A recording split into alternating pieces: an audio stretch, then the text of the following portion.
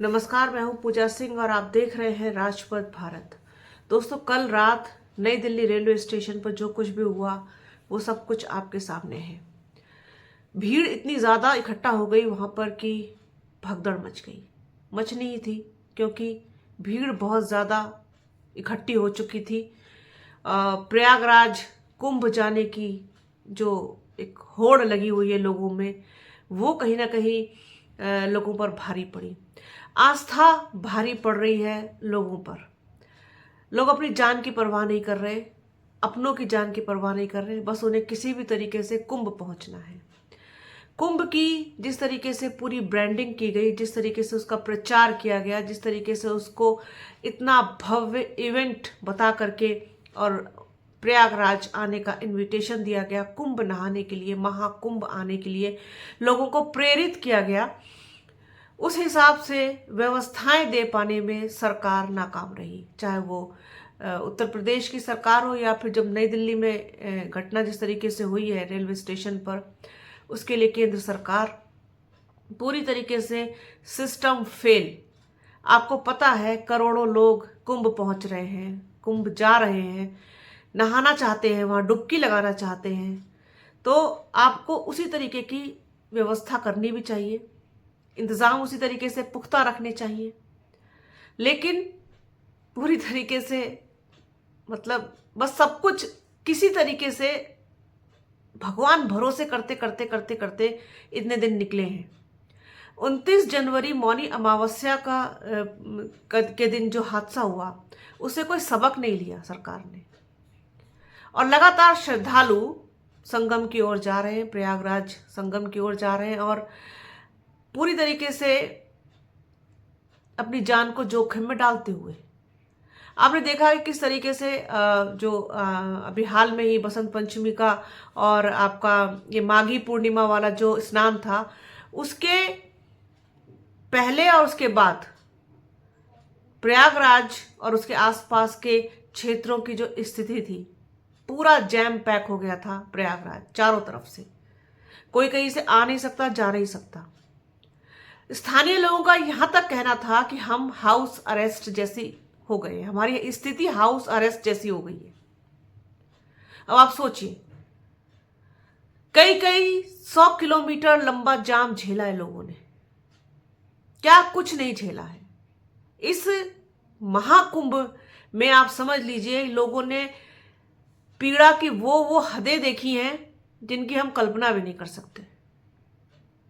सरकार सुरक्षा देने में नाकाम, सरकार यातायात की व्यवस्था का पुख्ता इंतजाम करने में पूरी तरीके से फेल, सरकार प्रयागराज के अंदर जब एंट्री हो जा रही है लोगों की, जैसे जंक्शन पर उतरे, स्टेशन पर उतरे, या बस से पहुंचे हैं तो बस स्टैंड पर उतरे, तो वहां से फिर संगम तक जाने के लिए कोई सवारी नहीं है, पैदल आपको चलना है। पूरा प्रयागराज आपको पैदल नापना है, कोई सवारी अंदर नहीं है। इसके अलावा टॉयलेट्स की व्यवस्था समुचित नहीं है। अगर टॉयलेट्स बनाए भी गए हैं तो उनमें पानी की व्यवस्था नहीं है, लोगों के खाने पीने का कोई इंतजाम नहीं है। और जब जाम लगा, ऐसी स्थिति हुई कि लोग 24 घंटे 48 घंटे तक वहां फंसे रहे जाम में, तो जो ढाबे थे, जो आसपास जो भी कुछ खाने पीने का सामान मुहैया था, उसके दाम दुगने तिगने चौगुने तक वसूले गए लोगों से। मतलब पूरी तरीके से दुर्गति समझ लीजिए आप ही कुंभ जाने वाले लोगों की हो रही।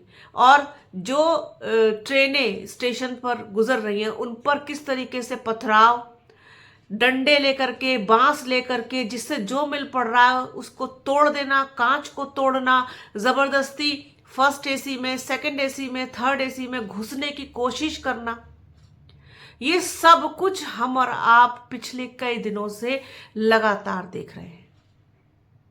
शायद ही कोई ऐसा दिन हो जब इस तरीके की तस्वीरें ना आ रही हो कि आज फला ट्रेन में तोड़फोड़ हुई, फला ट्रेन के शीशे तोड़ दिए गए, फला ट्रेन में लोगों ने जबरदस्ती घुसने की कोशिश की, मार पिटाई की, और लोगों को जो यात्री अंदर पहले से मौजूद हैं, उनमें महिलाएं हैं, बच्चे हैं, बुजुर्ग हैं, उन पर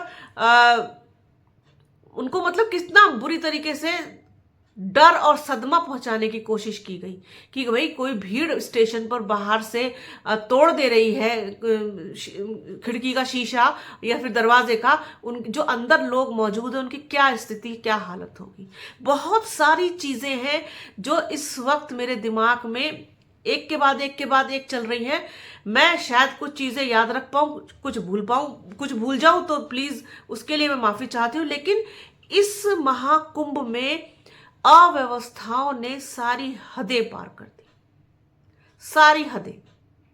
जब आपको पता है कि इतनी बड़ी संख्या में लोग वहां जा रहे हैं, पहुंच रहे हैं, करोड़ों की संख्या में पहुंच रहे हैं लोग, तो आप उसी हिसाब से उसके इंतजाम क्यों नहीं कर पा रहे? यदि आपको लग रहा है कि भीड़ शहर की कैपेसिटी से ज्यादा बढ़ रही है, किसी जगह के हिसाब से ज्यादा बढ़ रही है, तो उसको रोकने के जो इंतजाम है वो आपको करने हैं, वो सरकार को करने हैं, प्रशासन को करने। प्रशासन तभी करेगा जब सरकार का आदेश मिलेगा, अदरवाइज प्रशासन पूरी तरीके से अपने हाथ खड़े कर देगा, और हाथ खड़े किए भी हैं। कल की जो रात थी नई दिल्ली स्टेशन पर, जो भयावह रात बीती, उसमें बताया ये जा रहा है, सूत्र सारे बता रहे हैं, सब अब तो सब कुछ ओपन है, तकरीबन 18 लोगों की उसमें मौत हुई है। यह आंकड़ा ज्यादा भी हो सकता है, क्योंकि अलग अलग अस्पतालों में लोग भर्ती होंगे या फिर अलग अलग अस्पतालों में मृत अवस्था में पहुंचे होंगे, और घायलों की भी बहुत बड़ी संख्या है। 50 से 60 हजार आदमी, प्रत्यक्षदर्शियों ने बताया कि वहां इकट्ठा हो चुका था। और इतनी बड़ी गैर जिम्मेदाराना हरकत कि ऐन वक्त पर आप ट्रेन का प्लेटफॉर्म बदल देते हैं। तो सोचिए, ऐसा लग रहा है मजाक चल रहा है ना? लोगों के साथ खेला जा रहा है, उनकी जान के साथ खेला जा रहा है। एक 50-60 हजार की भीड़ नई दिल्ली रेलवे स्टेशन पर इकट्ठा है, ट्रेन के आने का इंतजार कर रही है प्रयागराज जाने के लिए। तभी अचानक से अनाउंसमेंट होता है कि ट्रेन अब इस प्लेटफॉर्म नंबर पर ना आकर के अब 13, 14, 15, 16 या किसी पर भी आएगी। तो वो सारी भीड़ वहां शिफ्ट होने लगती, हर आदमी भागता है कि हमको जाना है, हमको ट्रेन पकड़नी है, कहीं ट्रेन ना छूट जाए। तो ये क्या है? ये जान के साथ खिलवाड़ नहीं है तो क्या है? ये कितनी बड़ी लापरवाही है। क्राउड तो देखिए आप, कितना ज्यादा क्राउड चल रहा है इस वक्त प्रयागराज के लिए। कोई ट्रेन खाली नहीं है, कोई बस खाली नहीं है, किसी भी तरीके से बस लोग वहां पहुंचना चाहते हैं, हर हाल में पहुंचना चाहते हैं, हर सूरत में पहुंचना चाहते हैं। उन्हें अपना आगा पीछा कुछ नहीं दिखाई दे रहा इस वक्त। तो ये कितनी मतलब विचित्र विडंबना है कि इतनी बड़ी संख्या में लोगों के साथ, उनकी जान के साथ रोज खिलवाड़ हो रहा है। और अब हम बात करते हैं, हम चर्चा करते हैं, तो लोग हम पर सवाल उठाते हैं कि आप तो अफवाह फैला रहे हैं, सरकार अफवाह बताती है, अफवाहों पे ध्यान ना दें। अरे सामने दिख रहा है, चैनल पर चल रहे हैं, आप ही के चैनल चला रहे हैं। आज तक, एबीपी, जी न्यूज, इंडिया टीवी और तमाम न्यूज 18, सब आपके चैनल कि नई दिल्ली स्टेशन पर भगदड़ मची, इतने लोग घायल, इतने लोगों की जान चली गई, आप ही के टीवी ने बताया है। आपके ही प्रधानमंत्री कंडोलेंस दे रहे हैं।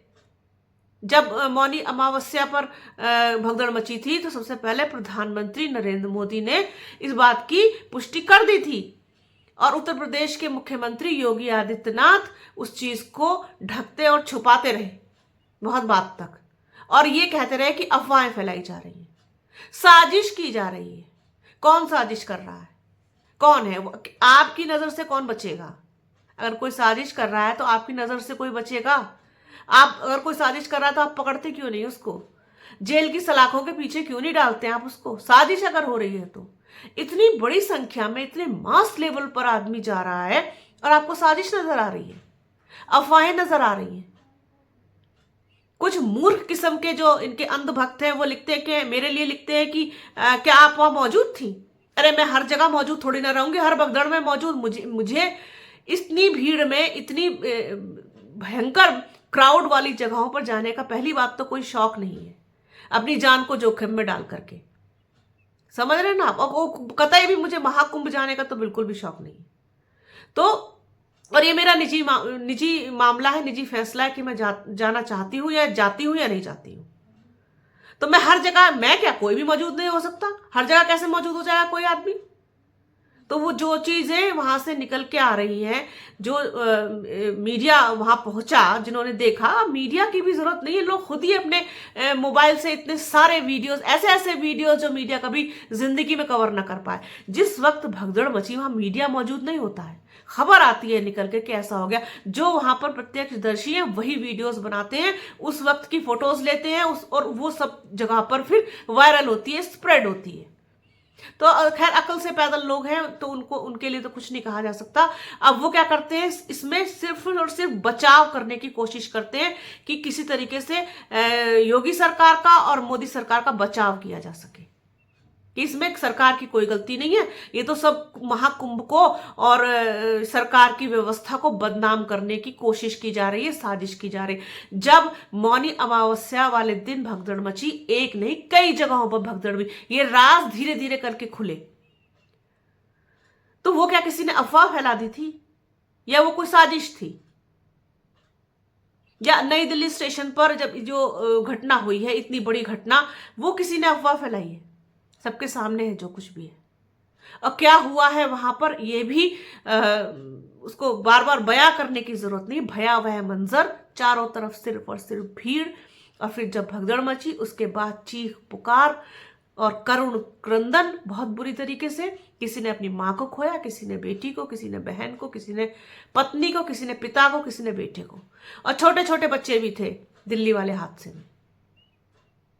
तो बार बार ये अपील की जा रही है, हर तरफ से अपील की जा रही है कि अपनी जान को जोखिम में डाल करके इतनी बड़ी भीड़ का हिस्सा न बने। उसके बावजूद लोगों के दिलो दिमाग पर धर्म और आस्था बुरी तरीके से हावी है और वो कुछ भी नहीं सोच रहे, अपना न अच्छा न बुरा, अपने साथ साथ अपने बच्चों की, अपने परिवार की जिंदगी भी खतरे में डाल रहे हैं। तो अभी 26 फरवरी तक कुंभ चलेगा। तकरीबन आप मान के चलिए 10 दिन बाकी हैं। अभी 10 दिन ये किसी तरीके से निकल जाएं, शांतिपूर्वक तरीके से निकल जाएं, ईश्वर का नाम लेके निकल जाएं, बस उसी तरीके से निकल जाए। व्यवस्था के नाम पर पूरा सिस्टम नील बटा सन्नाटा, 10 में से 0 नंबर। जो व्यवस्थाएं मिलनी चाहिए थी सिर्फ कुंभ में, वो नहीं मिली।